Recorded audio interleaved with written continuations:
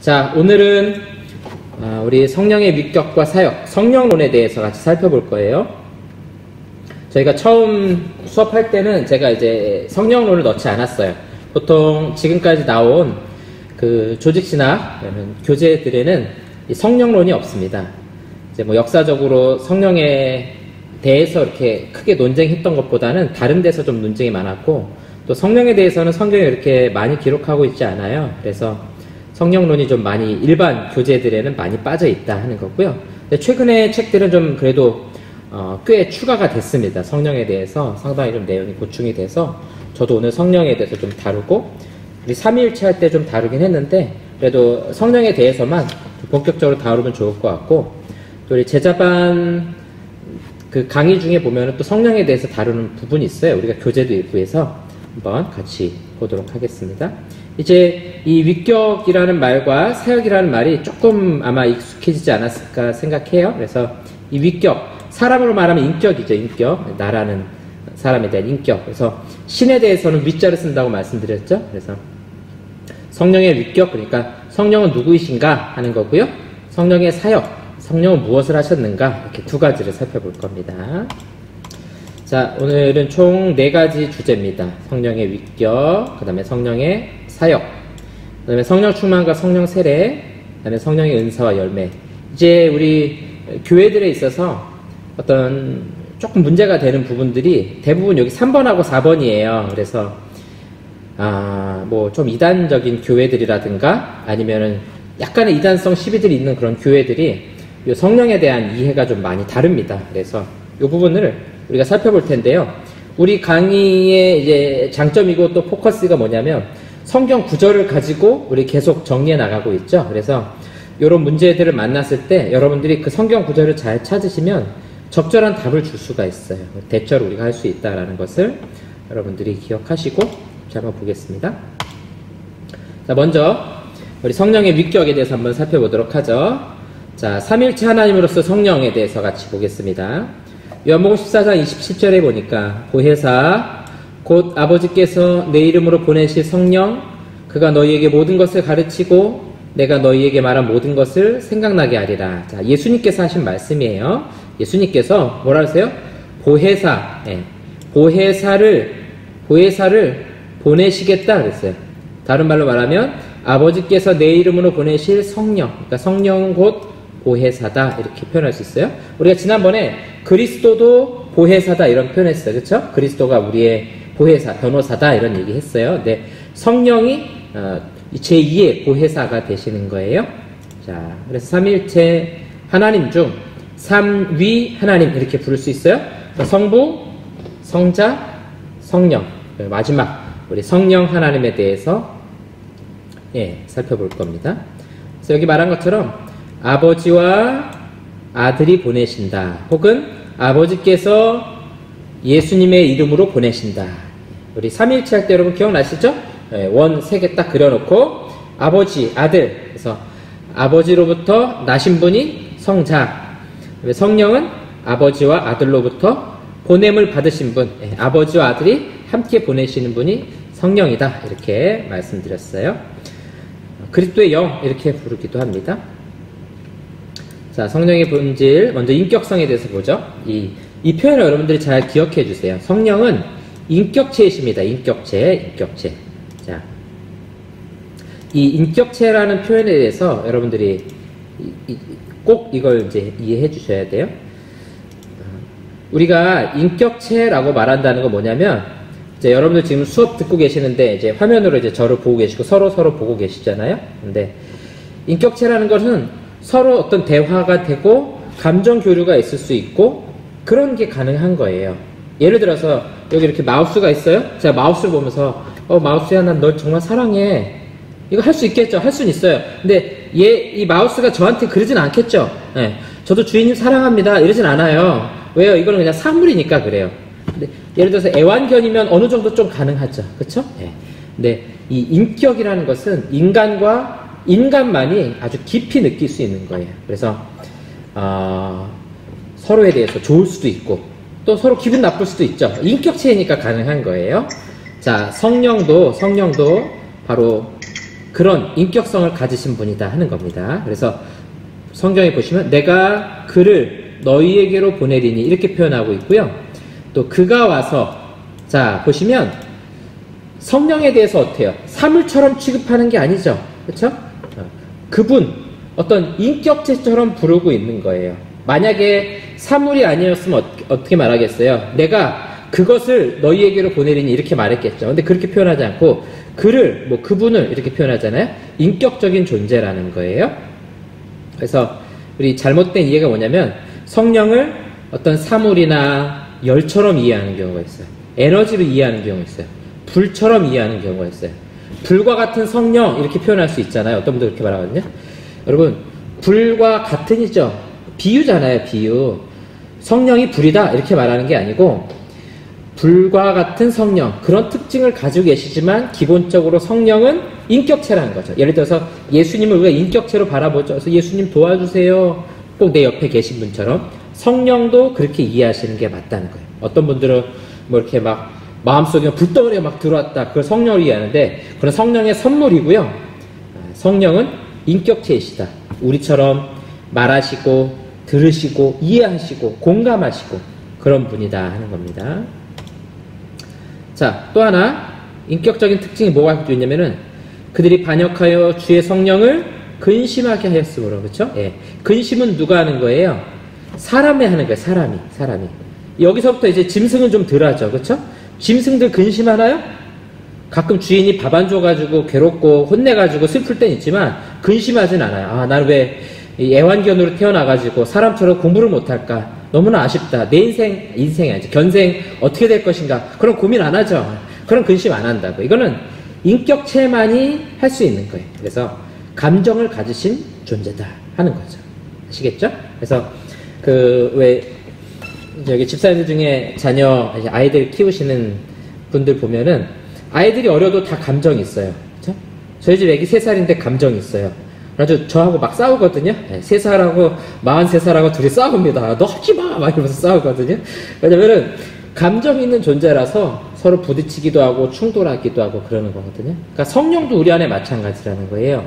우리 안에 계신 성령과 나 사이에 관계가 좋을 때도 있지만 안 좋을 때도 있는 거예요. 인격체이시기 때문에 그런 겁니다. 아시겠죠? 자, 그래서 여러분들 그 강의 안에 보시면 제가 이렇게 빈칸을 쭉 해놨죠? 우리 지금 2개만 지금 같이 봤는데 나머지 이 성경 구절들을 여러분들이 좀 채워보세요. 이 화면에서는 여러분들이 성경 구절만 체크하시고 여러분들이 수업 끝나고 나서 이 성경을 찾아가지고 뭐라고 말씀하고 있는가, 성령에 대해서 뭐라고 말씀하고 있는가 한번 찾아보세요.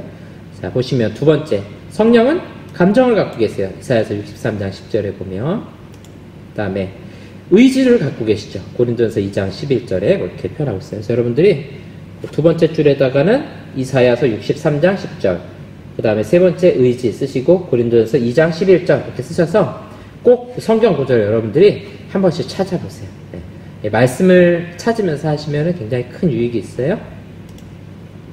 그 다음에 언어, 말씀하시는 분이시죠. 성령은 말씀하시는 분이에요. 사도행전 28장 25절, 그 다음에 마태복음 28장 19절에 보면 이 관계성 이렇게 되는데, 이 마태복음 28장 19절 뭔지 여러분 기억나세요? 예수님께서 제자들을 파송하시는 장면입니다. 성부와 성자와 성령의 이름으로 세례를 주고. 그러니까 이 성령은 누구와 관계를 맺고 있냐면은 성부, 성자와 관계를 맺고 계신 분이에요. 자, 이게 뭔 인격성인가 이렇게 생각하실 수 있잖아요. 근데 보세요, 여러분. 우리 인간이 하나님을 닮았잖아요. 그쵸? 근데 사람에게 있는 가장 중요한 속성이 뭘까? 그럴 때 인간에게 있어 가장 중요한 게 무엇일까?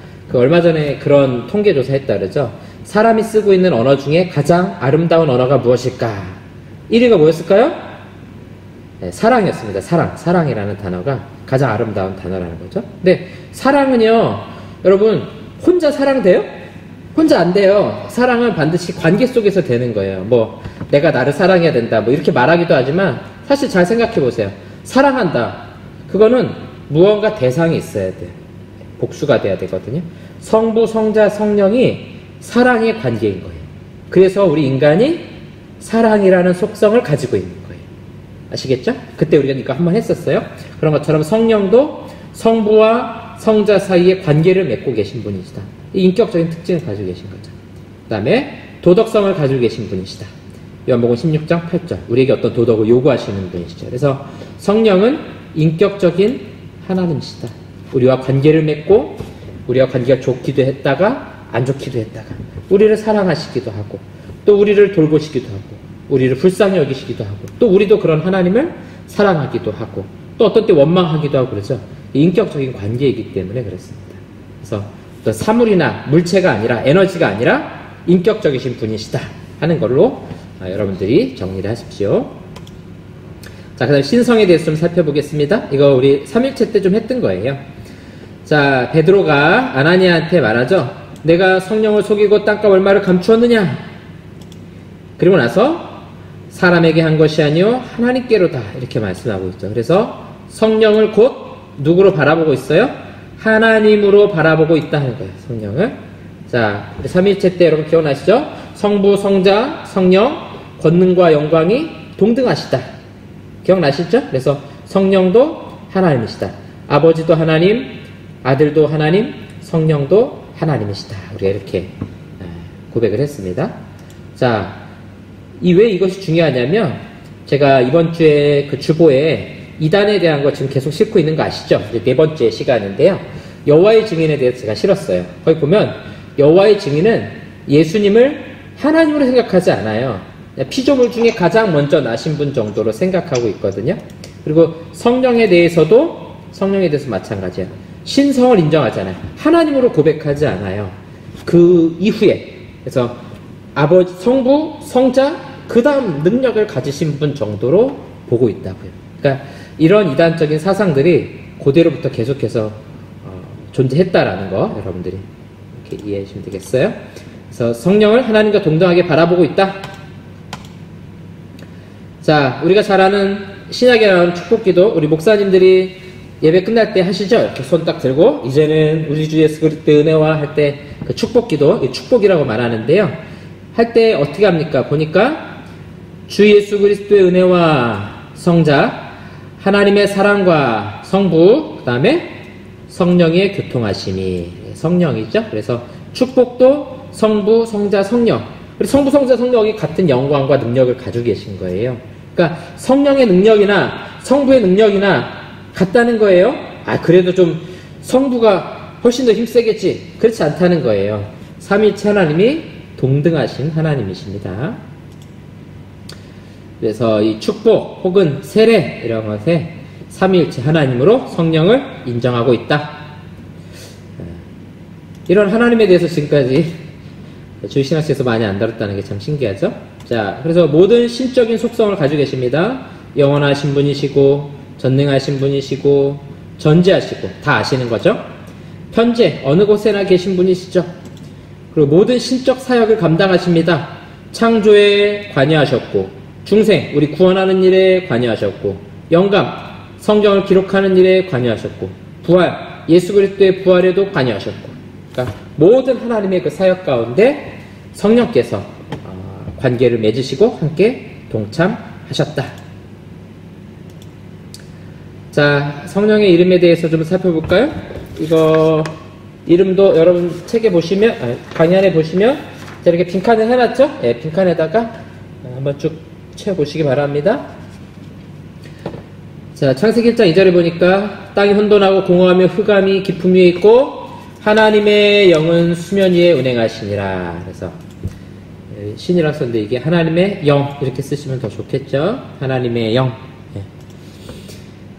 그 다음에 자, 보니까 또 다른 보혜사를 너희에게 주사. 이거 성령에 대한 거죠. 그래서 뜻이 뭐라 그랬어요? 변호사라고 제가 말씀드렸죠, 지난주에.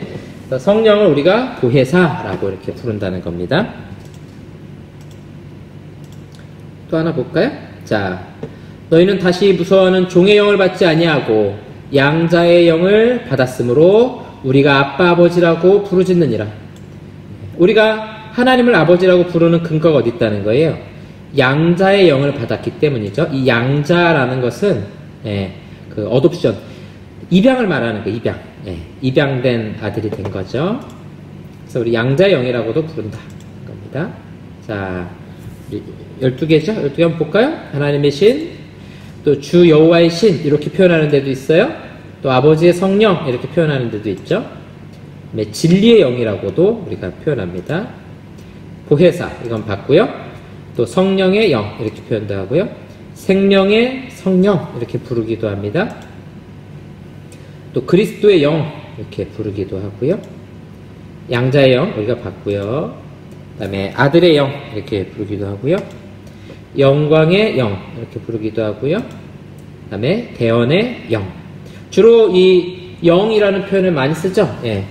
그래서 여러분들이 신약에 보면 그냥 대놓고 성령이라고 많이 불러요. 근데 구약에서는 성령의 사역이 좀 많이 안 드러납니다. 그래서 무슨 영, 무슨 주의 신 이렇게 표현하거든요. 이런 것들이 다 성령을 표현하는 겁니다. 그러니까 오순절 성령 사건 이전에 구약에서는 어때요? 성령께서 아주 활발하게 그런 사역들을 보여주시지 않아요. 조금 감춰진 상태로 보여주시죠. 근데 오순절 성령 사건 이후에는 성령께서 아주 드러내놓고 사역을 많이 하십니다. 이거는 이제 그 삼위의 각각의 역할이 좀 다르시기 때문에 조금 다른 모습으로 우리에게 보여주고 계시는 겁니다. 여러분들이 그걸 잘 정리해 주세요. 아버지께서는 어떠셨어요? 창조에서부터 적극적으로 나타나셨죠. 그래서 성경 전체 쭉 흐르고, 아들은 어때요? 구약에서는 극히 드물게 나옵니다. 아주 간간히 나오고요. 예수 그리스도의 탄생하심에 대해서 적극적으로 다루고, 그 이후에는 주로 성령을 통해서 예수님의 사역이 완성되는 거 우리가 볼 수 있습니다. 넘어가도 되겠죠? 자, 이제 성령의 사역에 대해서 어떤 사역을 하셨나 하는 걸 살펴보겠습니다. 크게 두 가지예요. 일반 사역과 특별 사역 두 가지로 나눠서 볼 거고요. 그 사이에 성령 강림에 대해서, 오순절 사건에 대해서 좀 살펴볼 겁니다. 자, 일반 사역. 우리 아까 봤던 창세기 1장 2절에 땅이 혼돈하고 공허하며 흑암이 깊음이 있고 하나님의 영은 수면 위에 운행하시니라. 그러니까 창조에 관여하셨죠. 그렇죠? 여기는 삼위일체 하나님의 사역이죠. 물론 성부께서 주도하시지만 요한복음 1장에 보면은 그 창조에 아들이 관여했다 이렇게 말씀하고 있죠. 여기 마찬가지로 창조에 성령께서 관여하고 계신다 겁니다. 볼까요? 주께서 낯을 숨기신즉 얼굴을 숨기시니까 그들이 떨고 주께서 그들의 호흡을 거두신즉 그들이 죽어 먼지로 돌아가나이다. 자, 사람의 생명을 보내고 죽게 하는 것이 성령께서 하시는 일이래요. 주의 영을 보내어 그들을 창조하사 지면을 새롭게 하나이다. 그러니까 우리가 앞에서 봤던 이 섭리와 보존의 모든 사역 가운데 성령께서 관여하신다는 거예요. 그 다음에 각 사람은 위에 있는 권세들에게 복종하라. 이거 뭔지 아시겠죠? 예. 바울 당시에 이 국가의 어떤 권력, 거기에 기본적으로 우리가 복종하는 태도를 가져야 된다 하는 거죠. 이거를 여호와의 증인이 거부하고 있어요. 왜냐면은 국가 체제를 사탄으로 바라봅니다. 예. 그래서 복종하지 않아요. 병역에 의무하지 않습니다. 그 사람들. 예. 의무교육 이런 거 안 받으려고 그래요. 하나님으로부터 나지 않음이 없나니 모든 권세는 다 하나님께서 정하신 바라. 그래서 이 다스리는 사역에도 관여하신다. 또 그 외에도 죄를 억제하시고, 그래서 우리가 범죄하는 것 누가 도와주시는 거예요? 그걸 막을 수 있도록 성령께서 도와주시는 거죠. 일반적인 복 이런 것들을 성령께서 내려주신다. 그래서 하나님의 어떤 일반 은혜적인 사역들 전부 다 성령께서 관여하신다 하는 거죠. 자, 우리 성령 강림에 대해서 좀 살펴볼 거예요. 오순절 날이 이미 이름에, 자, 오순절에 임하시죠? 이 오순절은 뭐 신약에 새로 생긴 절기가 아니에요. 구약에도 있는 절기예요. 7.7절이라고 부르죠. 그렇죠?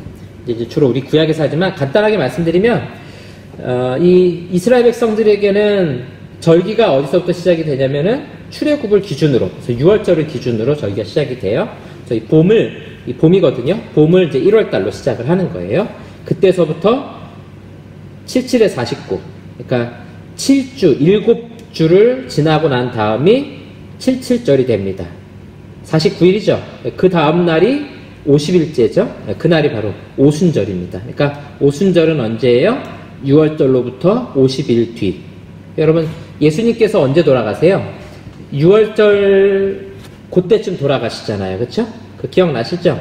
예수님께서 그 성찬 행하실 때 그때 절기가 뭐였어요? 그때가 6월절이었잖아요. 그래서 예수님의 죽음이 죽임당하신 어린 양으로 비유하잖아요. 6월절에 어떻게 합니까? 이스라엘 백성들이 어린 양을 잡아서 문설주와 임방에 피를 바르고 쓴나물을 먹고, 그래서 애굽으로부터 탈출한 날을 기념하는 날이잖아요.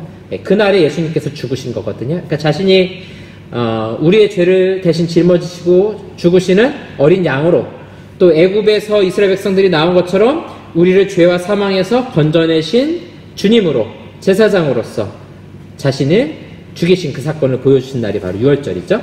자, 오순절은 그날로부터 50일째예요. 마찬가지로 이때도 제자들이 대부분 유대인이었으니까 이 절기를 지켰겠죠. 자, 다 같이 한 곳에 모였더니 후련히 하늘로부터 급하고 강한 바람 같은 소리가 있어. 예. 자, 요런 단어를 잘 보셔야 돼요. 자, 다시 잘 보세요. 바람 같은 소리예요? 바람 소리예요? 바람 소리가 아니고 바람 같은 소리예요. 그들이 앉은 온 집에 가득하며 마치 또 비유가 나오네요. 불의 혀처럼 갈라지는 것들이 그들에게 보여. 혀가 진짜 갈라지는 거 아니고 불을 보면 불이 막 이렇게 올라가잖아요. 그 끝이 이렇게 막 갈라지는 것처럼 뭔가 혀가 우리가 원하는 대로 되지 않는다는 거죠. 자, 그렇게 갈라지는 것들이 그들에게 보였대요. 각 사람 위에 하나씩 임하여 있더니, 그러니까 아마 한 사람 한 사람마다 불의 혀처럼 갈라지는 그런, 이런 어떤 말로 표현할 수 없는 그런 형상들이 한 사람 한 사람 위에 막 임해 있다는 거죠. 자, 성령이 임한 사건이에요. 그러니까 구약에서도 성령이 임했는데 왜 뭐가 좀 다를까요? 구약에서는 소극적으로 임했다면 신약에서는 예수님의 약속대로 오신 거거든요. 약속대로 오신 거고, 이제 적극적으로 사도들과 모든 성도들 가운데 성령께서 개입하시는 사건이에요. 약속대로 오신 겁니다. 그들이 다 성령의 충만함을 받고 성령이 말하게 하심을 따라 뭘로요? 다른 언어들로 말하기를 시작하니라. 자, 이 번역을 잘 보셔야 돼요. 옛날 성경에는 여기를 방언이라고 해놨거든요. 방언. 그래서 우리 요즘이 아니죠. 이거 초대교회 때 있었으니까 우리가 못 알아듣는 방언 있잖아요. 예. 그 방언하고는 지금 뭔가 좀 다르다는 걸 여러분들이 인식을 하셔야 돼요. 뭘로 했다고요? 다른 언어들을 말하기 시작했다는 거예요. 예. 영어 학원 안 다녔는데 갑자기 영어가 샬라샬라 나오기 시작했다는 거예요. 프랑스 학원 안 다녔는데 갑자기 불어를 하기 시작하는 거라고요. 그래서 요 다음에 뭐가 나와요? 각 지방에 온 사람들이 우리나라 말을 하네? 예, 독일에서 온 사람이 저 한국 사람인데, 생긴 거 한국 사람인데 독일어를 하네? 저 아프리카 오지에 있는 사람이 와가지고 아니 우리는 비행기도 안 들어오는 데인데 저 사람 우리나라 말을 하네? 다른 나라 언어들을 하기 시작하는 거예요. 그러니까 성령이 임한 사건을 통해서 갑자기 사람들에게 방언, 다른 나라 언어들을 하기 시작했다는 겁니다. 자, 좀 보겠습니다. 너무 시간 끌면 안 되니까. 자, 이 사건이 무슨 일이냐면 요엘서 구약입니다. 그 후에 내가 내 영을 만민에게 부어주리니 너희 자녀들이 장래일을 말할 것이며 너희 늙은이는 꿈을 꾸며 너희 젊은이는 이상을 볼 것이며, 이거 비전이라고 번역해요. 이상이라는 건. 자, 성령이 임하시면 이런 일들이 벌어진다는 거죠. 그러니까 성령이 오시면 구약의 약속대로 오신 거예요. 구약에서 이미 약속하고 있어요. 그 다음에 자, 세례 요한 뭐라고 말해요? 그는 성령과 불로 너희에게 세례를 베푸실 것이요. 메시아 그리스도께서 성령과 불로 너희에게 세례를 베푸실 것이다. 네. 그 말은 뭐예요? 세례 요한의 예고를 따라 예수님께서 성령을 부어주신 것, 성령으로 세례를 주신 거라는 거야. 각 사람들에게. 그러니까 오순절 성령 강림은 그리스도께서 베푸시는 성령의 세례입니다. 아시겠죠? 네. 방언한 게 중요한 게 아니에요. 예, 그건 그냥 결과로 얻은 거고 성령이 임했다는 것이 중요한 거예요. 아시겠죠? 예. 아빠가 통닭을 사 들고 오셨어요. 아빠가 중요한 거예요? 통닭이 중요한 거예요? 애들은 통닭이 중요하다고 생각하겠지만 아빠가 중요한 거죠. 예. 이거 오해하시면 안 돼요. 자, 요한복음 14장 16절에 보니까 내가 아버지께 구하겠으니 그가 또 다른 보혜사를 너희에게 주사 영원토록 너희와 함께 있게 하리니. 이 예수님의 약속이죠. 예수님께서 이 보혜사를 보내신다고 약속했어요. 또 하나 중요한 표현이 여기 나오고 있어요. 영원토록 너희와 함께 있게 하리니. 예, 요 약속입니다. 영원토록. 이제는 성령이 우리 안에 오시면 어때요? 영원토록 안 떠난다는 거예요. 안 떠난다는 거예요. 자, 그래서 성령 강림의 결과 약속대로 오셨다. 그 다음에 요한복음 14장 26절 27절에 보면 예수님의 말씀을 깨닫고 생각나게 해주십니다. 성령이 하시는 일이에요. 여러분 성령 읽으실 때 마태복음에서 요한복음 이렇게 읽다 보면요, 잘 여러분들이 못 보시는 표현 중에 하나가 그거예요. 그 말씀을 들을 때는 못 깨달았는데 나중에 그 말씀이 생각이 났더라, 이런 표현들이 있어요. 한번 복음서 읽다가 찾아보세요. 그게 뭐냐면 성령이 임하고 나서야 깨달아지는 거예요. 예를 들면 예수님께서 이 성전을 헐라 내가 허물고 사흘 만에 다시 세우리라 이렇게 말씀하거든요. 예, 그때 제자들이 그 글을 기록하면서 그때는 깨닫지 못했어요. 근데 나중에 말씀하시죠. 이 말씀은 성전된 자기 육신을 말씀하심이더라, 이렇게 나중에 생각났다고 기록하고 있어요. 그러니까 제자들이 예수님 계실 때는 깨닫지 못하는 거예요. 죽으시겠다, 떠나가겠다, 내가 다시 살아날 것이다, 무슨 말인지 못 알아듣는데 성령이 오시니까 그 말씀이 깨달아지기 시작했다는 것이죠. 아시겠죠? 그래서 우리도 성령이 우리 안에 임해야 하나님 말씀이 깨달아지는 거하고 동일한 원리입니다. 자, 방언을 통해서 복음이 전파된다. 자, 이 말 이제 무슨 말인지 여러분 이해하시겠죠? 여기 앞에서 보시면, 예, 여기 다른 언어들로 말하기 시작하고, 그러니까 다른 언어들을 하기 시작하면서 바로바로 복음 전파 가능한 거죠. 예. 우리처럼 영어 10년 해도 영어가 안 되는 사람들은 힘들잖아요. 어디 가서 영어로 복음을 전하겠습니까? 근데 성령이 임하셔서 갑자기 그냥 말하면 영어가 돼요. 그런 사람들은 바로 지금 영어권에 가서 복음을 전해도 가능하겠죠. 그런 은혜가 임한 거예요. 그러니까 오순절 성령 강림을 통해서 다른 나라 언어를 하게 하신 이유는 뭐예요? 선교의 문을 여시기 위해서 그렇게 하셨다라는 거예요. 사도행전 1장 8절에서 이미 약속하고 있죠. 성령이 너희에게 임하시면 너희가 권능을 받고 예루살렘과 온 유대와 사마리아와 땅끝까지 이르러 내 증인이 되리라. 근데 지금처럼 학원 다녀가지고 외국어 배우면 어느 세월에 땅끝까지 가서 복음을 전하겠습니까? 그러니까 이 필요를 위해서 특별하게 다른 언어들을 주신 사건이다. 자, 그 다음에 오순절 성령 강림을 통해서 교회가 세워지게 됩니다. 그리고 마지막으로 이방인들에게 본격적으로 복음이 전파됩니다. 오순절 성령 사건 전까지는 복음이 유대 안에 머물러 있어요. 그리고 나서 오순절 사건 이후에 제자들이 열심히 복음을 전해요. 그러면서 박해를 당하죠. 그 박해를 통해서 이방에 복음을 전파하기 시작하게 됩니다. 그래서 교회의 시작은 오순절 성령 사건과 함께 시작된다. 여러분 꼭 그렇게 기억하시기 바랍니다.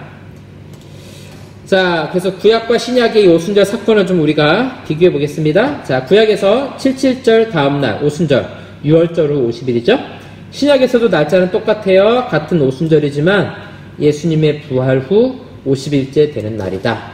이제 예수님의 죽음과 부활을 기념하는 것이 굉장히 중요합니다. 그래서 이제 그 그리스도인들에게 초대교회에서 가장 중요한 절기가 새로 생긴 거예요. 이전에 뭐 6월절, 77절, 뭐 초장절, 초막절 이런 거는 이제 중요하지 않아요.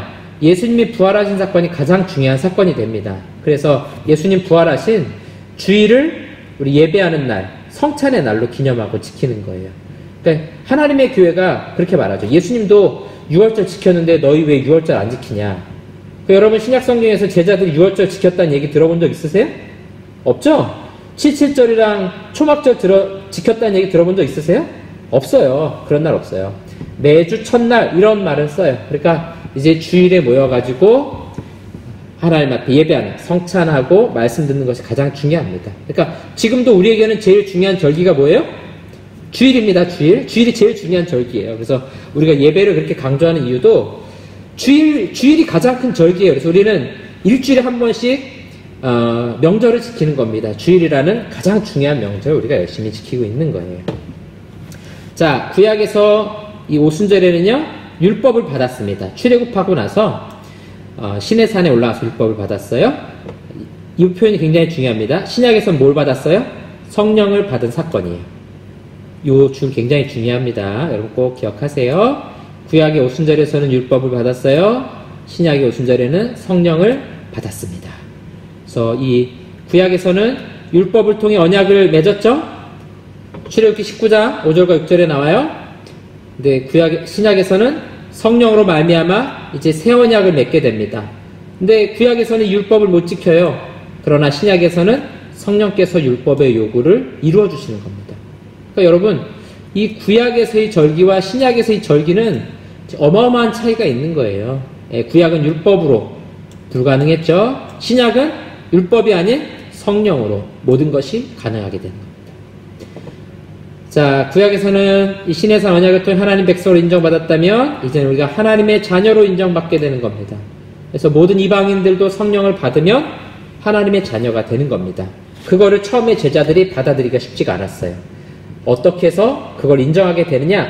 사도행전 15장에 보면은 최초의 교회 회의가 나옵니다. 거기서 바울과 베드로, 야고보 이런 사도들이 이방인에게도 성령이 임하더라 라는 것을 고백합니다. 그러면서 이제 구원이 모든 이방인에게까지 열려졌다고 인정하는 겁니다. 여러분 여기다 사도행전 15장 메모해 놓으세요. 그래서 여러분들이 한번 읽어보세요. 사도행전 15장에 무엇에 대한 논의를 열심히 제자들이, 사도들이 하고 있는가. 그래서 그 사도행전 15장에 나오는 회의의 지도자가 야고보입니다. 예수님의 그 동생 야고보인데 마지막에 그렇게 최종 결정을 하게 되죠. 이방인에게도 복음이 전파되는 걸로. 자, 그래서 구약에서는 이스라엘 공동체였다면 신약에서는 이제 교회 공동체로 바뀌어지는 거죠. 구약에서는 어땠어요? 불기둥과 구름기둥으로 보호하셨죠. 그래서 가끔 사라지기도 하고. 근데 신약에서는 어때요? 성령께서 모든 성도 안에 거하십니다. 많이 달라졌어요. 자, 여러분들 꼭 잘 기억하시기 바랍니다. 자, 이제 좀 특별 사역을 보겠습니다. 특별 사역. 자, 성령께서 하시는 사역의 본질, 가장 중요한 사역 무엇인가? 성령의 일은 아들을 영화롭게 하는 데 있어요. 아들을 영화롭게. 그 다음에 아들에게 초점을 맞추고 있습니다. 이거 중요해요. 그리스도께서 하신 사역, 그 사역에 초점을 맞춰서 하시고 그리스도가 하시는 일을 성령께서 이어서 하고 계시다 하는 거죠. 그렇죠? 그래서 예수님 계실 땐 예수님이 보혜사였어요. 이제는 성령께서 우리의 보혜사가 되셔서, 물론 예수님께서도 하나님 우편에서 우리 보혜사이시지만 우리 안에서 우리를 도우시는 보혜사가 바로 성령이시다 하는 겁니다. 그러니까 여러분 기도하시면서나 평소에 이 성령을 부르시면 돼요. 성령 하나님 저 이렇게 도와주세요. 왜냐하면 내 속에 계신 분이시니까. 또 우리의 영혼을 변화시키시고 도와주시고 그리스도의 사역을 완성해 가십니다. 자, 보겠습니다. 성령 우리에게 중생을 주십니다. 여러분 그 3페이지에 보시면 특별 사역 나오죠? 중생을 주신다. 자, 이 중생이 뭐냐면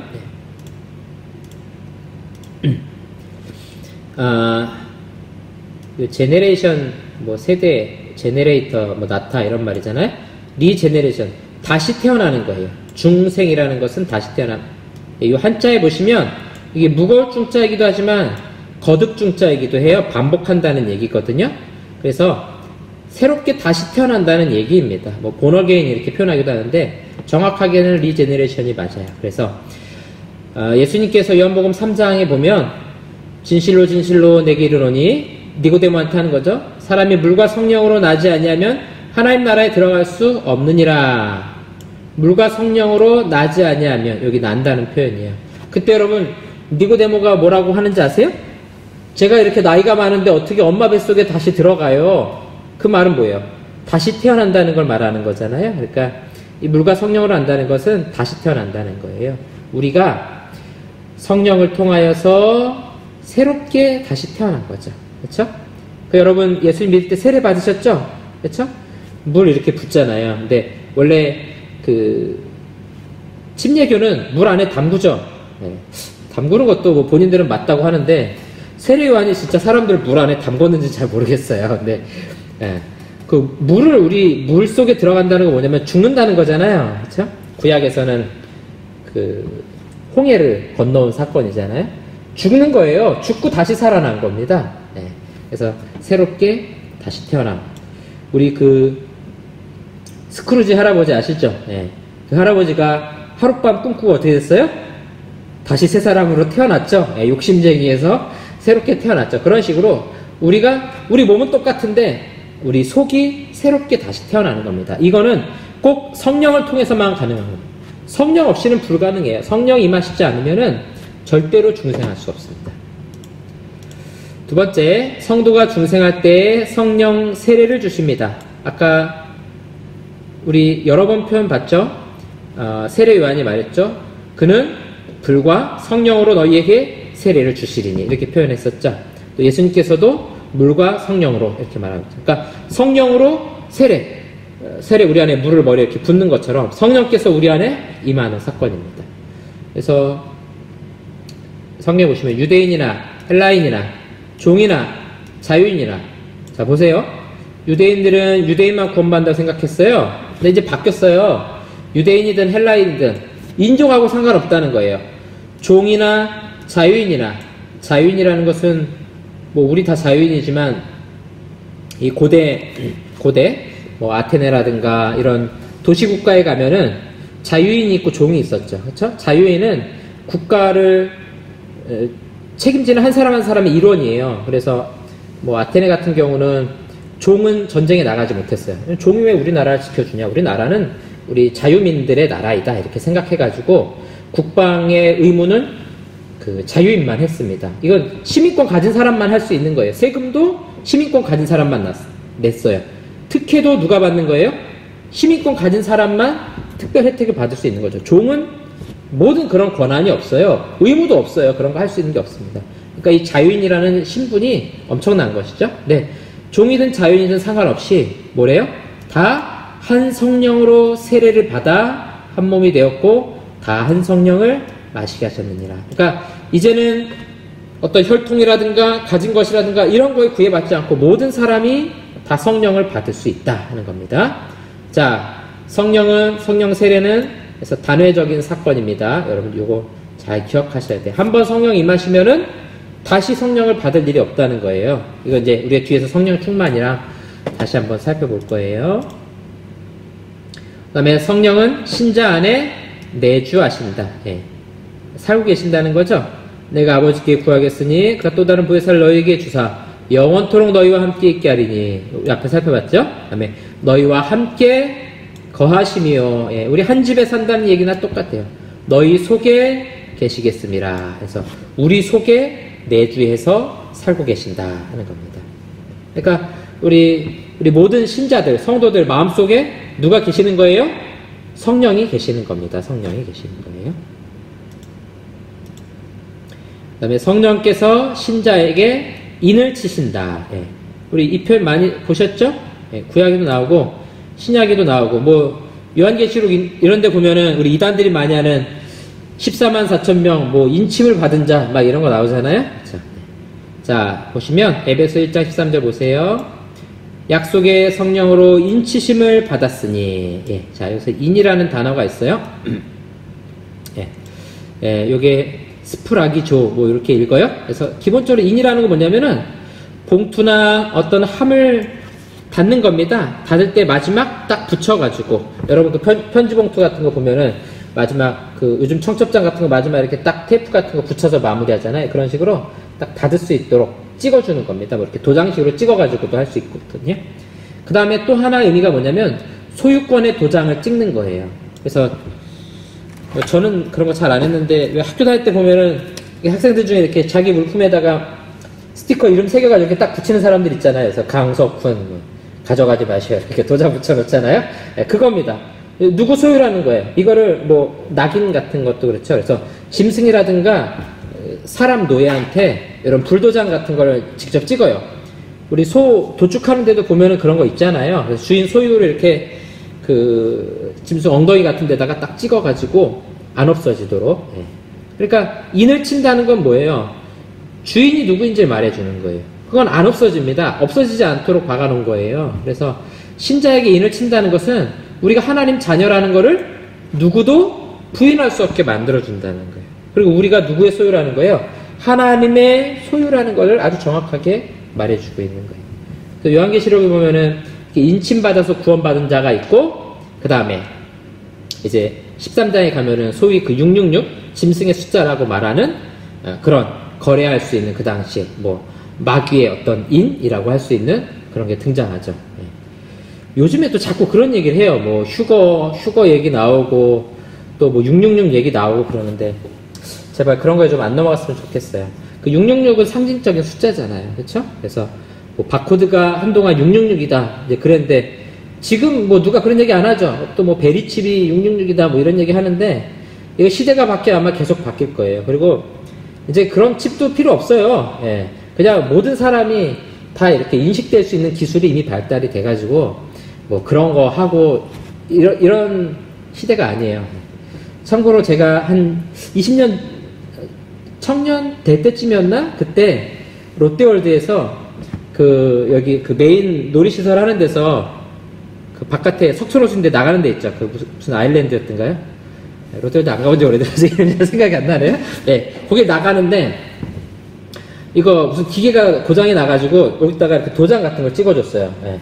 그때 저하고 저희 교회 갔던 우리 중고등 학생들이 저거 찍으면 천국 못 가는 거 아니냐고 서로 해가지고 막 무서워했던 그런 기억이 나는데 그런 걸로 우리를 속이고 천국 못 가게 하고 그런 일은 없다는 거니까 너무 걱정하지 마시고. 네. 갑자기 생각이 나서 말씀드려봤어요. 네. 자, 5번째, 성령께서 하나님의 약속에 보증이 되신다. 보증. 자, 또 재밌는 표현이 나오죠. 그가 또한 우리에게 인치시고, 이거 앞에서 봤죠? 도장이에요. 보증으로 우리 마음에 성령을 주셨느니라. 자, 성령 주신 사건을 보증이라고 표현하고 있어요.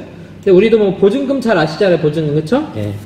우리 전세 같은 거 들어갈 때 보증금 내고, 가게 들어갈 때 보증금 내고, 그 다음에 또 언제 하죠? 뭐 물건 같은 거 살 때 보증금 내면 어떻게 해요? 나중에 돌려받죠. 그쵸? 확실하게 내 거라고 생각한단 말이에요. 그래서 이 보증, 이 아라본이라고 된 건 뭐냐면은, 영어로는 디파짓이라고 이제 보통 많이 쓰는데, 이거 미리 선납해 놓은 돈이라는 거죠. 미리 넣어 놓은 거예요. 이 소유는 누구예요?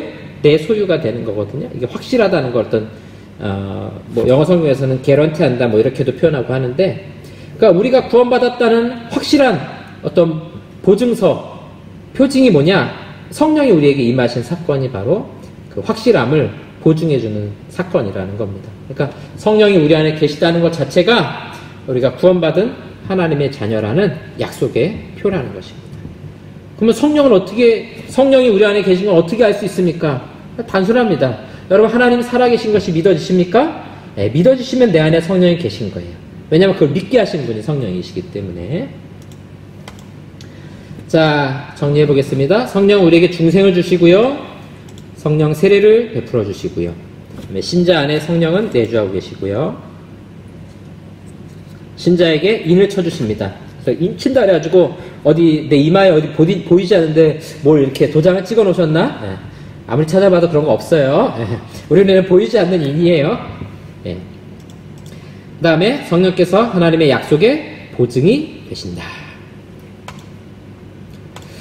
자, 우리 성령 세례를 좀 살펴볼 텐데요. 이 성령 세례를 좀 살펴보려고 하는 것은 이게 이제 아무래도 조금 신학적으로 좀 혼잡하게 만들 그런 교단들이나 글들이 좀 있어가지고 우리가 좀 정리를 할 필요가 있습니다. 성령 세례와 성령 충만을 좀 구분할 거예요. 자, 보세요. 성령 세례는 회심할 때, 우리가 예수님 믿을 때 성령께서 신자의 마음에 임하시는 단회적인 사건이다. 한 번뿐이라는 거죠. 한 번뿐이라는 거. 자신이 죄인이라는 사실을 인정하게 되고 나의 구원을 위해 그리스도가 필요함을 깨닫게 돼요. 그리스도를 나의 구원자로 믿고 고백하게 된다. 자, 이 세 가지 기억하시면 되겠죠? 성령 세례 받았는가? 어떻게 할 수 있어요? 죄인을 인정하시면 돼요. 그 다음에 그리스도가 필요함을 깨닫고 구원자로 믿고 고백하게 됩니다. 그러면 성령께서 내 안에 오신 거예요. 성령 세례를 받은 겁니다. 뭐 성령 세례 받을 때 막 불 같은 게 임해야 되는 거 아닙니까? 임하는 사람도 있어요. 근데 모두가 임하는 건 아닙니다. 저는 예수님 어릴 때부터 믿었지만 뭐 어떤 믿는 순간에 그렇게 막 그런 경험은 없었던 것 같아요. 오히려 살아오면서 언젠가 기도하면서 그런 뜨거움을 고백하기도 하고 내 마음속에 지금까지 하지 않았던 그런 고백들을 하게 되고 결단하게 되고 하나님의 뜻을 깨닫게 되고 그런 경험들이 굉장히 많았거든요. 그러니까 성령 세례하고는 구분을 하셔야 돼요. 그래서 나는 그런 뭐 환상을 보고 나는 방언도 못하는데 나는 뭐 그런 음성을 들은 적도 없고 환상을 본 적도 없는데 그거하고 성령 세례하고는 상관없다는 거예요. 아시겠죠?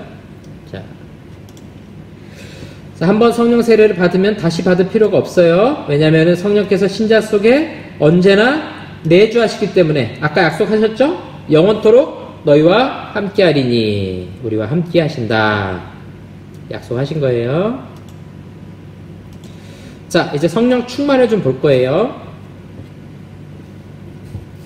성령 충만은 성령 세례의 결과입니다. 그래서 성령 세례가 임한 사람은 성령 충만을 받을 수가 있어요. 성령으로 충만하여 성령에게 철저히 지배를 받고, 자, 여기서부터 문장을 잘 봐주세요. 다스림을 받는 상태를 말합니다. 성령의 지배, 성령의 다스림, 성령의 인도하심을 따라가는 상태가 바로 성령 충만한 상태입니다. 나머지는 결과예요. 뭐 내 마음이 뭔가 충만한 것 같고 기쁨이 넘치고 평안이 찾아오고 그 성령 충만의 결과예요. 결과. 아시겠죠? 네, 결과.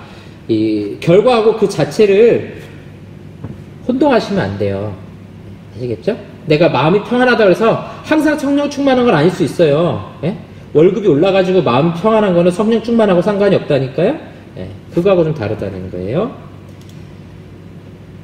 자, 대신에 항구적이지 않으면 반복됩니다. 그러니까 오늘 성령 충만했다가 내일 좀 떨어질 수 있어요. 또 성령의 인도하심을 따라가지 않으면 더 마음이 떨어질 수도 있다는 거죠. 그러나 또 열심을 가지고 기도하고 또 말씀 보거나 또 예배를 통해서 은혜 받거나 그러다 보면 성령의 지배를 받고 다스림을 받아서 다시 우리의 상태가 이렇게 올라갈 수 있습니다. 여러분들이 어떤 온도로 비율을 온도로 하시면 굉장히 좋아요. 그래서 우리 몸이 기본적으로 36.5도를 유지해야 되잖아요. 그렇죠? 네. 여러분, 인간은 그 항온동물이잖아요. 일정한 온도를 유지해야 돼요. 근데 그 온도를 유지하지 못하면 어떻게 됩니까? 인간이 36.5도를 유지하지 못하면요, 그때부터 몸에 문제가 많이 생깁니다. 그렇죠? 네. 제가 예전에 어떤 한의원 좀 피부가 안 좋아서 갔는데 장이 안 좋아서 피부가 안 좋다 이렇게 얘기를 해주시더라고요. 근데 보니까 그분이 그런 얘기예요. 우리 몸의 온도가 떨어지면 암 발생 확률이 높아집니다. 35도로 떨어지면은 굉장히 이 암이 활발하게 활성화가 된다는 거예요. 몸이 뜨거우면은 그럴 일이 없다는 거죠. 그럼 면역력도 언제 낮아져요? 몸의 온도가 떨어지면 면역력이 낮아져요. 그렇죠? 그래서 갑자기 추워지거나 환절기에 감기 걸리는 이유가 뭐예요? 온도 조절을 잘 못해서 그런 거 아니에요. 한여름에는 더우니까 온도 조절 잘해요. 한겨울엔 추우니까 잘 끼워서 잘해요. 환절기고 잘 못하잖아요. 성령 충만도 마찬가지예요. 우리의 영적인 온도를 일정 온도 이상 잘 유지하는 거죠.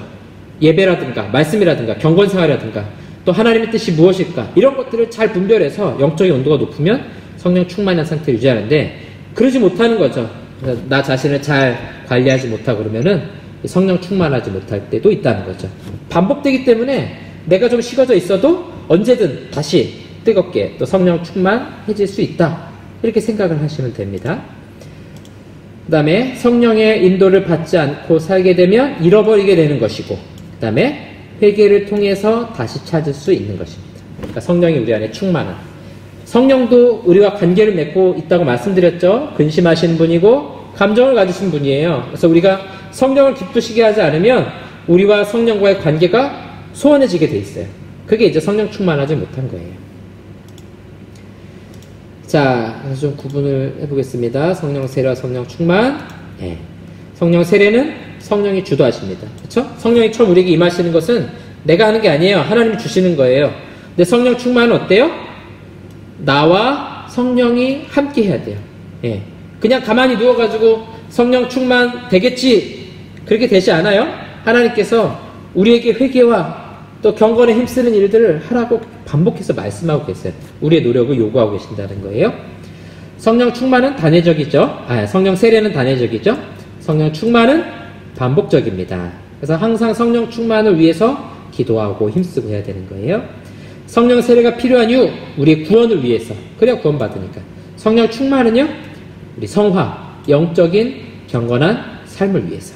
그래서 성령 세례가 시작의 단계에 있다면 성령 충만은 우리 자라감의 단계라는 거예요. 그래서 신앙생활을 오래 하면 좋은 것이 뭐냐면 이 성령 충만했다가 떨어져도 또 빨리 이렇게 올라갈 수가 있어요. 그런 힘을 가지게 됩니다. 근데 우리 좀 신앙생활의 연수가 좀 짧으면 그런 것들이 좀 당황스러울 수 있고 어떻게 해야 되나 좀 힘들 수 있겠죠. 그래서 여러분들이 반복해서 때로는 힘들어서 넘어지기도 하지만 다시 일어나고 또 다시 성령을 의지하고 이런 것들을 반복해서 우리가 자라가게 되어 있다 하는 겁니다. 신앙생활은 한 번에 되는 게 아니에요. 한 번에 그냥 그냥 1, 2년 만에 갑자기 확 변화되고.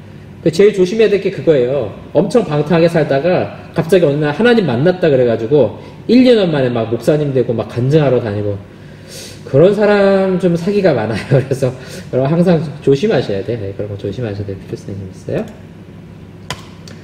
자, 성령 충만 볼까요? 술 취하지 말라 이는 방탕한 것이니. 자, 요렇게 자르고 오직 성령으로 충만함을 받으라. 예. 그래서 이 술 취하지 말라 이는 방탕한 것이니 이거는 술 먹지 말라는 얘기를 하고 싶은 게 핵심 메시지가 아니에요. 예. 술로 채우지 말고 성령으로 우리 안에 채우라, 그 이야기를 하고 싶은 것입니다. 그래서 모든 그리스도인에게 성령으로 충만하라고 명령하고 계세요. 그래서 우리 모두가 성령 충만해야 됩니다. 자, 성령 충만의 증거. 이제 성령 충만하면 어떤 일이 벌어지는가? 네, 여기서 자기를 테스트해 보시면 돼요. 난 이렇게 하고 있는가 이제 살펴보시면 돼요. 첫 번째가 영적인 교제입니다. 보세요.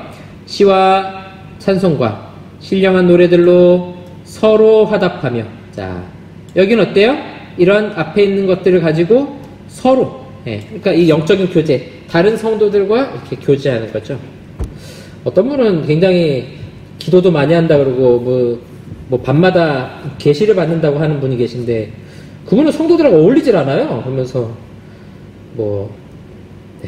우리 목사님한테 전화해가지고 자기가 이런 거를 목사님들도 아마 수준이 좀 떨어져서 이해 못할 거라고 그러시는데 목사도 이해 못하는 거 뭐 알아야 될지는 모르겠어요. 그분 혼자 그냥 알고 하시면 될 것 같은데 교제를 잘 하셔야 되는 거예요. 영적인 교제를. 그러니까 여러분들 성령 충만하시면 어때요?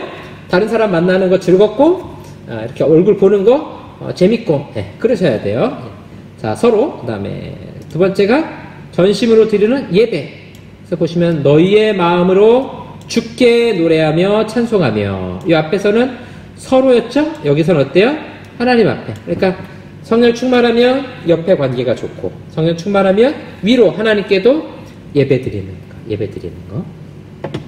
자, 세 번째 뭡니까? 감사. 그래서 범사에 우리 주 예수 그리스도의 이름으로 항상 아버지 하나님께 감사하며. 뭐예요? 범사에 감사. 모든 일에 막 감사가 나오는 거죠. 그래서 막 은혜 받았어요. 이런 분들 보면은 막 뭐 해도 감사하죠. 그죠? 막 아들이 사고 쳤어요. 아유, 감사합니다. 그런 일 없으면 좋겠는데요. 모든 일에 감사할 수 있게 되는 거예요. 그러니까 자꾸 불평불만이 나오고 막 원망이 나오고 그러면 난 지금 어떻다는 거예요? 성령 충만하지 못하구나. 내가 뭔가 지금 성령으로 충만하지 못해서 자꾸 불평과 원망과 이런 것들이 나오는구나. 여러분 그렇게 이해하시면 돼요. 그러니까 이스라엘 백성들이 출애굽해가지고 40년 동안 했던 게 뭐예요? 원망하잖아요. 감사하지 않아요. 우리를 애굽에서 건져주셔서 감사합니다. 이거는 모세오경 막 다 뒤져봐도 몇 번 안 나와요. 5손가락 안에 꼽을까? 원망하는 거냐?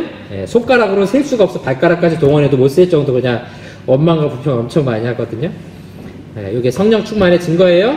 우리 옆 사람들과 관계, 하나님과의 관계, 감사는 우리의 입술의 변화. 그 다음에 그리스도를 경외함으로 피차 복종하라 이렇게 말했죠. 복종하라. 그래서 순종의 태도가 생겨나게 됩니다. 그래서 성령 충만하면요 순종하게 돼요. 예를 들어서 이럴 수 있죠. 교회에서 자 우리 이제 예배 잘 드리고 경건하게 삽시다 그랬을 때 그런 거에 순종할 수 있는 태도가 되죠. 그리고 여기 보시면 그리스도를 경외함으로 피차 복종하라 그랬죠. 피차 복종하라. 그래서 여러분들 성령 충만해지시면 어떻게 되냐면은 아내는 남편에게 복종하시고 남편은 아내에게 복종하게 되는 거예요. 복종이 기분 나쁘면 순종이라고 하세요. 그래서 어떤 이야기를 하든지 거기서 기쁘게 내가 순종해 줄 수 있고 또 자녀들과의 관계를 볼까요? 예를 들어서 아이들이 뭔가 엄마한테 이런 거 요청했을 때 이거 우리 엄마 아빠들도 마찬가지예요. 자녀들이 요청하는 거에 대해서 기본적으로 순종하는 자세를 가지셔야 돼요. 어떤 분들은 아니 내 자식인데 내가 순종해야 돼? 자녀들이 순종해야 되지? 그렇지 않아요. 우리는 피차 복종하는 거예요. 피차. 예. 자녀들의 어떤 요구와 요청에 대해서도 들어줄 줄 알고, 물론 안 되는 것도 있겠지만 그런 거죠. 또 우리 교육자와 성도들과의 관계도 마찬가지죠. 그렇죠? 여러분들도 교육자의 말에 대해서 순종해 주시고 교육자도 여러분들의 말에 대해서 순종하는 거죠. 그래서 목사님 이번에 이런 것 좀 해주세요. 그럴 때 싫어요, 안 해요, 그게 아니죠. 네, 알겠어요 집사님, 제가 이렇게 도와드릴게요. 교육자에게도 그런 순종의 태도. 그러니까 우리는 피차 복종해야 돼요. 서로 불쌍히 여기고 피차 복종하는 태도. 그래서 남편을 보시면서 참 불쌍하다, 고생이 많군요. 남편은 아내를 보면서 아유 참 불쌍하네, 자식들 키우느라고 싸우느라고 얼마나 힘들까. 아이들을 보면서도 그런 마음을 가지시면 돼요. 자, 그 다음에 에베소 6장 11절에 영적 싸움을 싸우게 됩니다. 하나님의 전신갑주를 입으라 이렇게 말씀하고 있죠. 여러분들이 성령 충만하면은 마귀가 여러분들을 공격할 겁니다. 아시겠죠? 네. 나는 요즘 마귀의 공격이 없어요. 그럼 둘 중에 하나예요. 너무 충만해서 공격을 막아내든지, 아니면 너무 식어가지고 굳이 마귀가 건들지 않아도 알아서 열심히 안 살기 때문에 내버려둘 수 있어요. 여러분들이 은혜 충만하지 않으면 마귀가 건들까 안 건들까요? 네, 안 건듭니다. 전혀 여러분들 시험에 들 일이 없습니다. 아시겠죠? 우리가 성령 충만할수록 우리 옆에 이런 영적인 싸움들이 계속된다 하는 겁니다. 마지막으로 그리스도를 전파하게 됩니다. 말하지 않고 견딜 수가 없는 거예요. 내가 들은 복음에 대해서 너무 기뻐서 다른 사람도 들었으면 좋겠고 같이 공유했으면 좋겠고 그런 마음인 거죠. 그렇죠? 여러분, 우리 남자분들이 회사에서 어떤 일을 했는데, 뭐 프로젝트를 했는데 너무 잘 됐어요. 집에 와가지고 아무 말 안 하는 남편 있나요? 와서 말하죠. 이번에 무슨 했는데 내가 이번에 엄청나게 잘했잖아. 우리 회사 엄청 매출도 올려주고 엄청 잘 됐잖아. 그런 이야기 하죠. 왜 그래요? 기쁜 소식은 말하고 싶은 거거든요. 그런 마음을 우리 안에 갖게 된다 하는 겁니다. 자, 성령 충만의 비결, 하지 말아야 될 것들 먼저 있습니다. 성령을 근심하게 하지 말아야 돼요. 그러니까 성령이 기뻐하시지 않는 일 있죠. 그렇죠? 뭐 온갖 나쁜 일도 이런 거 안 기뻐하시잖아요. 그럼 안 하는 거죠. 그다음에 성령을 소멸하지 말아라. 하나님의 뜻을 외면하지 말라는 거죠. 성령이 주시는 마음을 거절하지 말라는 거죠. 어느 날 갑자기 내 마음속에 내가 하나님 위해서 뭔가 더 헌신하고 봉사해야겠는데, 이런 마음이 들 수 있잖아요. 좋은 마음이잖아요. 성령께 주시는 마음이잖아요. 그럴 때 그런 거 소멸하지 말라는 거. 이러면 안 돼. 그런 거는 열심히 하는 사람들이나 권사님들이 하는 거지, 나 같은 사람은 적당히 예배만 드리고 빠져주는 게 좋아. 이런 식으로 하지 말라는 거예요. 성령이 주시는 그런 생각과 뜻을 소멸하지 말아라. 반복된 죄악을 끊어버리라. 이 죄악이라는 것은 반복되는 게 문제입니다. 어쩌다 한번 한 그런 것들이 문제 아니라 반복된 죄가 문제예요. 해야 할 것들, 성령이 내 안에 계심을 인식하라. 이제 우리 강의 들으시는 여러분들은 꼭 생각하셔야 돼요. 내가 어느 곳에 있든지 내 안에 누가 계신 거예요? 성령이 계신 거예요. 성령이 계신 거예요. 밥을 안 칠 때도 성령이 계신 거고, 운전하려고 운전대를 잡고 운전할 때도 성령이 계신 거고, 일을 할 때도 성령이 계신 거죠. 우리 아이들은요, 공부하는 순간에도 성령이 계시는 거예요. 그러니까 아이들 혹시 공부하다가 잘 안 된다 그러면은 그럴 때 같이 기도도 해주시고, 기도할 때 성령 하나님, 우리 아이에게 지혜를 주세요. 명철을 주세요. 성령께서 깨닫게 해주세요. 아까 우리 요한복음 14장에 보니까 생각나게 하시고 깨닫게 하시고 그렇게 말씀하고 있잖아요. 제가 이제 좋아하는 성경 구절이고 그렇게 기도하거든요. 하나님께서 생각나게 하시는 거죠. 시험 보러 갈 때 그렇게 기도해 주세요. 하나님, 시험 문제를 봤을 때 답이 깨달아지고 생각나게 해주세요. 이렇게 기도해 주세요. 아이들을 위해서. 자, 이런 기도 굉장히 중요해요. 그래 아이들이 이건 우리 힘으로 되는 게, 우리 힘만으로 되는 게 아니라 하나님께서 도와주시는 것이구나. 이게 좋은 믿음의 교육입니다. 그 다음에 성령과 인격적인 교제에 힘쓰셔야 되고요. 그리스도를 알아가며 그가 기뻐하시는 일에 힘써야 됩니다. 그리스도의 영이기 때문에 그리스도를 알아가는 일을 굉장히 기뻐하신다는 거죠. 그래서 여러분들이 이 강의를 들으시는 것이 하나님이 기뻐하시는 일이에요. 왜 그렇습니까? 이거 한다고 뭐 강석훈 목사가 누구인지 더 알아가시나요? 아니면 정치가 어떻게 돌아가는지 더 알아가시나요? 우리 하나님 말씀에 대해서, 하나님에 대해서 더 많이 알아가는 거잖아요. 이게 하나님이 기뻐하시는 일이라는 거죠. 자, 이제 우리 마지막 부분이에요. 성령의 은사. 예. 또 은사가 굉장히 또 중요한 겁니다. 자, 우리 로마서, 이거 로마서가 아닌 것 같은데? 잠깐만요. 예. 자, 이거 로마서가 아닙니다. 고린도전서예요. 자, 됐습니다. 은사는 여러 가지나 이렇게 말하고 있어요. 자, 은사가 또 재밌는 뜻이에요. 자, 여기 여러분 헬라어 이거 보시면 카리스마입니다. 카리스마. 우리 많이 쓰죠? 우리 사장님은 참 카리스마가 있으셔. 네. 뭐 카리스마가 뭐 어깨 힘주는 건가요? 눈에 힘주는 건가요? 네, 선물이란 뜻입니다. 선물. 네, 선물. 카리스 그러면 은혜. 이것도 마찬가지로 선물이고, 카리스마 혹은 카리스마타 이렇게 하면은 이게 선물이란 뜻이에요. 그러니까 은사는 뭐예요? 하나님이 우리에게 주신 선물이에요. 이 착각하는 사람이 있어요. 어떤 분이 자기는 병 고치는 은사가 있다 그러고, 어떤 사람은 뭐 무슨 은사가 있다 그러는데 자기가 잘나서 갖고 있는 줄 착각하고 있어요. 그게 아니고 어떻게 한 거예요? 하나님이 야, 너는 이제 이거 내가 선물을 줄 테니까 이거 손에 잘 들고 있어라. 하나님 주신 선물이라니까요. 이게 내 게 아니에요. 내 능력이 아니에요. 그러니까 은사는 어때요? 하나님이 선물 이렇게 쏙 빼가면 사라지는 거예요. 네. 자, 보겠습니다. 자, 은사의 주체. 어떤 사람에게는 성령으로 말미암아. 자, 이제 의미가 잘 안 보일 수도 있는데, 성령으로 말미암아라는 것은 성령을 통해라는 거예요. 그래서 은사는 성령이 주시는 여러 가지 선물입니다. 여러 가지 선물, 다양한 선물이라는 거예요. 그래서 종류가 나오죠. 지혜의 말씀, 지식의 말씀, 믿음. 믿음도 은사예요. 병 고치는 은사, 능력 행함, 예언, 영들을 분별함, 각종 방언을 말함, 방언들 통역함. 이런 아주 다양한, 이게 지금 모든 걸 다 넣은 건 아니죠. 그렇죠? 누가 주신다는 거예요? 성령께서 우리에게 주시는 선물이다 하는 겁니다. 볼까요? 다양성. 이제 또 다른 성경에 보니까 첫째는 사도요, 둘째는 선지자요, 셋째는 교사요, 다음은 능력을 행하는 자요. 자, 보니까 병 고치는 은사와 서로 돕는 것과 가르치는 것과 각종 방언을 말하는 것이라. 다 사도이겠느냐? 다 선지자이겠느냐? 다 교사이겠느냐? 다 능력을 행하는 자이겠느냐? 다 병 고치는 은사 가진 자겠느냐? 다 방언을 말하는 자냐? 다 통역하는 자이겠느냐? 자, 이게 무슨 말이에요? 사람마다 은사가 다 다르다는 거예요. 사람마다 선물을 다 다르게 주신 거예요. 우리 이옥희 집사님한테는 이런 선물 주시고, 한경희 집사한테 이런 선물 주시고, 저는 다른 선물, 조내리 집사님은 또 다른 선물, 우리 아윤 집사님 또 다른 선물, 강연 집사님 또 다른 선물. 각자가 다 다른 선물 주셨다는 거죠. 아시겠죠? 예. 그래서 억울해할 게 없는 게, 저 사람 왜 더 좋은 거 줬어요? 그렇게 억울해할 이유가 없다는 거예요. 어차피 자기 거 아니에요. 그거 다 뺏긴다니까요. 나중에 하나님 다 가져가요. 천국 가면 이거 다 필요 없는 것들이에요. 여기 이 살도아만 잠깐 주신 거예요. 잠깐. 자, 보시면 사도는 지금 없으니까 선지자도 없고요. 교사는 있죠. 예. 우리 강연 집사님 교사시잖아요. 그렇죠? 예. 세 번째 은사를 받으셨네요. 예. 교사는 성경 말씀을 가르치는 자를 말하는 거예요. 뭐 박사라고도 하지만 오늘날에 신학교 교수님일 수도 있고 목회자이기도 하죠.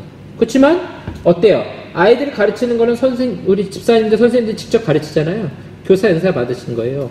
또 우리 부모님들이 집에서 아이들 말씀 가르쳐주고 가정예배 하면서 가르쳐주잖아요. 그 교사 은사입니다. 그게 다. 그러니까 뭐 방언만 최고 은사로 말하는 사람들은, 방언은 줄 세우기 하면 맨날 맨 끝에 하고 맨 끝에 두 번째 서 있어요. 더 크고 작고 이야기할 게 없다는 겁니다. 각자에게 맞게 주셨다. 각자에게 맞게. 나한테 맞는 걸 주신 거예요. 나한테 맞는 거. 그러니까 어떤 사람은 너무 내성적이라 그래서 낙심하실 필요 없어요. 그게 자기 은사예요. 그게 자기 은사. 어떤 사람 막 활발하잖아요. 그래서 그것도 또 자기 은사인 거예요. 다 우리한테 맞게끔 주셨다. 그리고 다양한 것이다. 이렇게 이해하시면 돼요.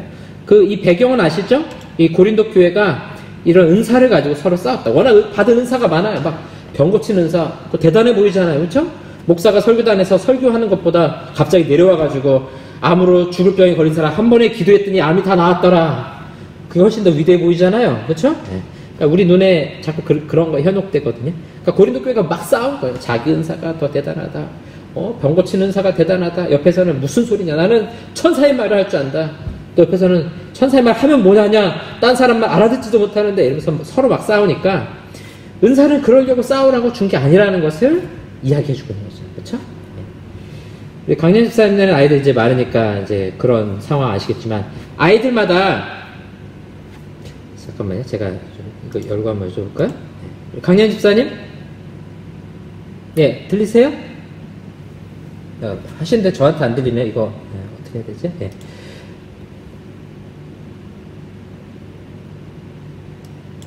네. 집사 소리가 안 들리는데 어떻게 해야 될지 잘 모르겠네. 이제 아이들이 많을 때 그 성탄절 같은 거 선물 줄 때 다 똑같이 주세요? 아니면 조금씩 다르게 해주세요? 다르게 해주세요? 같게 해주세요? 나이 차이가 얼마 안 나가지고. 만약에 큰애가 대학생인데 대학생까지 똑같이 색연필을 줄 수는 없을 거 아니에요, 그쵸? 만약에 그렇다면. 그런 것처럼 다 사람마다 다른 은사, 다른 선물을 주고 계시다라는 것을 고린도 교회에 정확하게 이야기하고 있는 것입니다. 아시겠죠? 자, 한번 볼까요?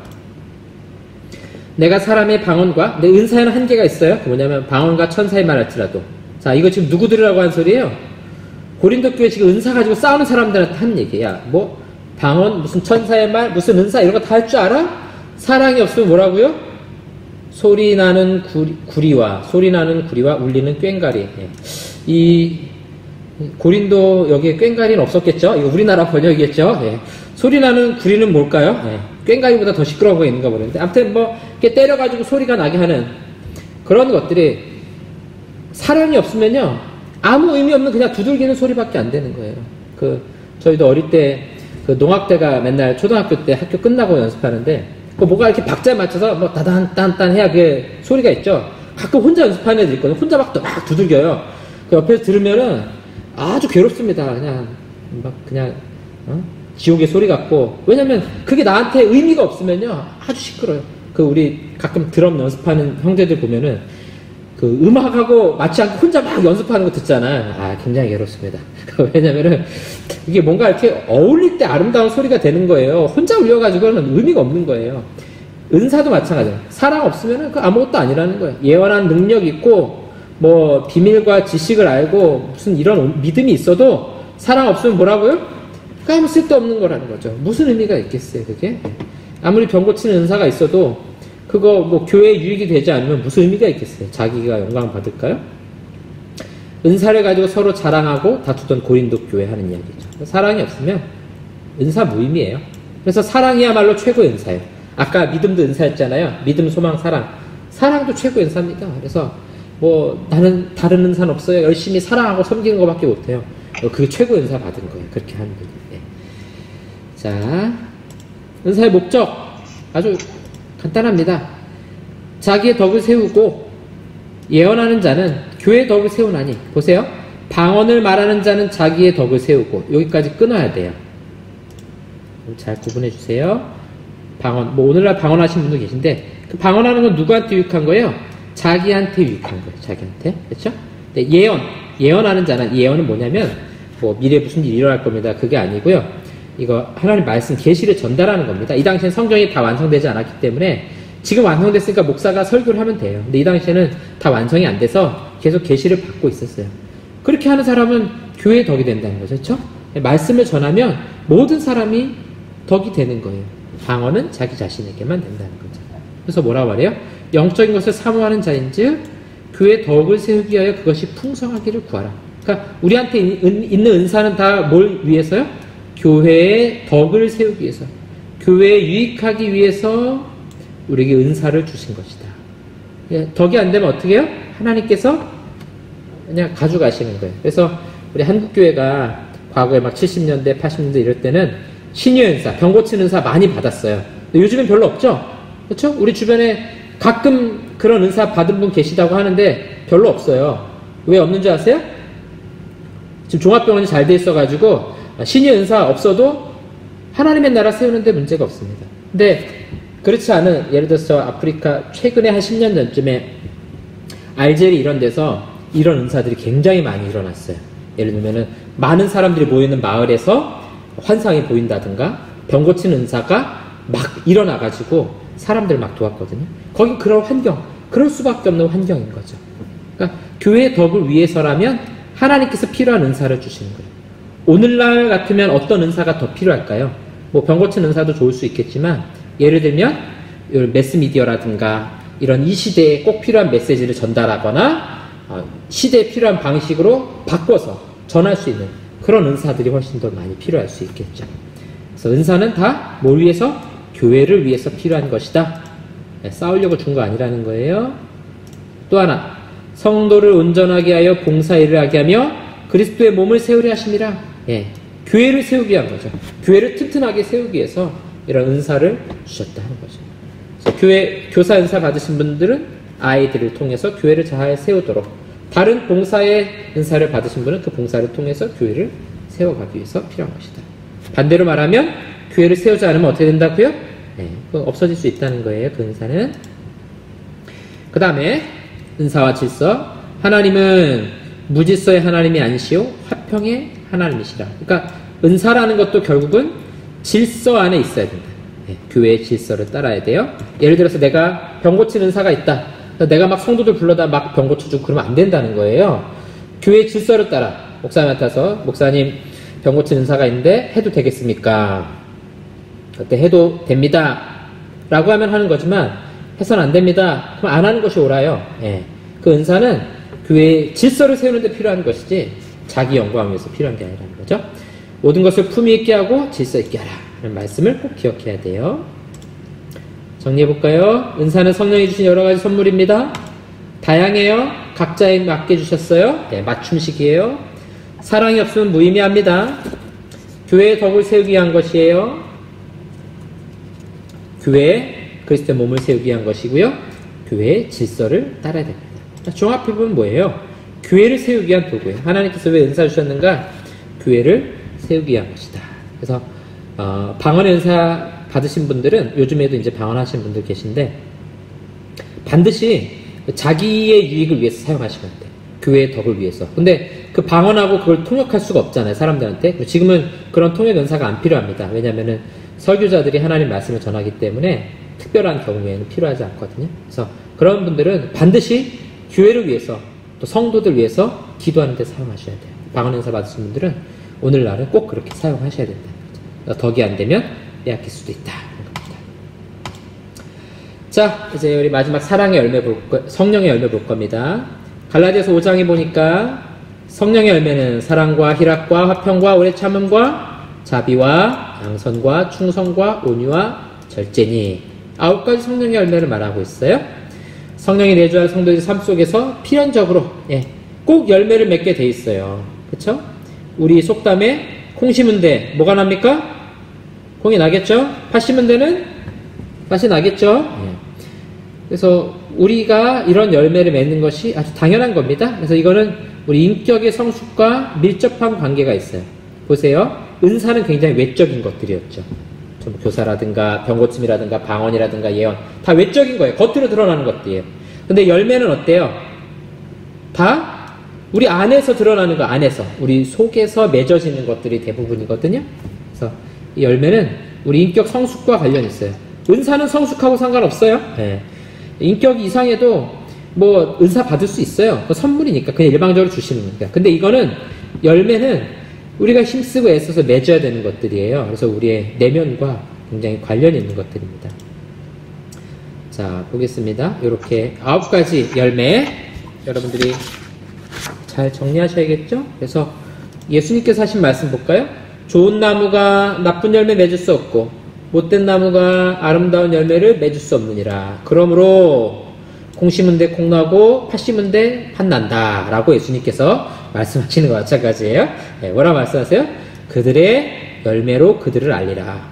바리새인들을 보면서 말씀하시는 거예요. 너희들 회개하지 않아. 세례 요한이 와서 그렇게 세례를 외쳤는데도 회개하지 않아. 돈만 좋아하는 자들이야. 그러면서 자기들이 하나님의 자녀라고 말해요. 맞아요, 안 맞아요? 안 맞는다는 거예요. 어떻게 나쁜 열매 맺는데 내가 좋은 나무라고 생각하느냐 말씀하는 거죠. 그러니까 그리스도인들도 우리가 성령 충만한 그리스도인이라면 당연히 이 9가지 열매를 맺는 것이 자연스럽다는 것이에요. 맺는 것이. 예. 우리 안에 이런 사랑과 기쁨과 화평, 평안의 마음, 오래 참고 인내하고 자비 사랑의 마음, 이런 마음들이 우리 안에 당연히 있게 되는 것이고, 우리가 열매라는 표현에서 알 수 있는 것처럼, 여러분 가을에 열매가 맺히기 위해서는 어때야 돼요?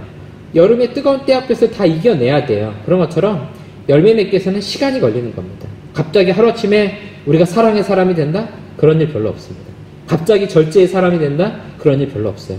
이건 우리 성화의 그 기간들을 통해서만 이런 열매를 맺을 수 있어요. 그래서 우리가 추구해야 될 것은 은사가 아니에요. 나는 왜 방언 못할까요? 그거 고민 안 하셔도 돼요. 왜 나는 병 고치는 은사 없을까요? 안 하셔도, 그런 기도 안 하셔도 된다고요. 뭘 놓고 기도하냐면 열매를 놓고 기도해요. 하나님, 왜 내 마음속엔 희락, 기쁨이 없습니까? 그거 기도하시죠. 하나님, 오래 참음, 인내의 사람이 될 수 있게 해주세요.